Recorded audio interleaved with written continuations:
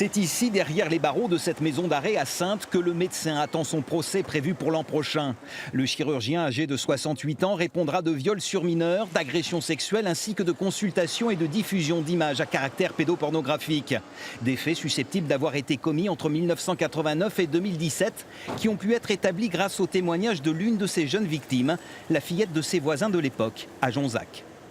Il va commencer à passer sa main au-delà du grillage, vers la fillette.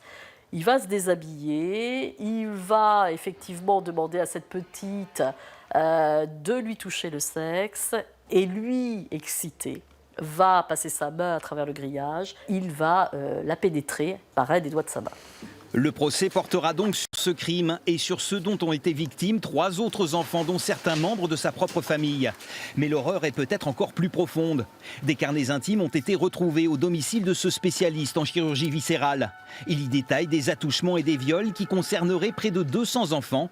Lui parle de simples fantasmes. Ces écrits, ils jettent sur eux un regard assez regrettable, pour ne pas dire nauséabond. Il le reconnaît. Il y a certains passages qui ont été d'ailleurs décrits un petit peu par ailleurs et qui sont extrêmement lamentables, très regrettables. Et il en est le premier convaincu. Les enquêteurs, eux, travaillent toujours sur ce qui pourrait bien constituer le deuxième volet de l'affaire. Car le médecin officiait ici à l'hôpital de Jonzac de 2007 à 2018. Ces écrits relateraient des attouchements et des viols, certains perpétrés en chambre de réveil. Difficile pour l'instant d'y voir clair, tant la personnalité du prévenu est complexe. On est face à un homme qui n'a aucune, repentance par rapport à ce qu'il a fait.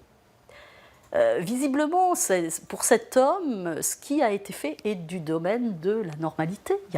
Où est le problème ? C'est quelqu'un qui aujourd'hui émet un regret profond et sincère. Ce n'est pas moi qui le dis, ce sont même les experts qu'il a pu rencontrer. C'est quelqu'un qui regrette profondément les actes qu'il a pu commettre. Des actes qui, s'ils étaient avérés sur plusieurs des 200 victimes potentielles, constitueraient l'un des plus grands scandales pédophiles révélés en France.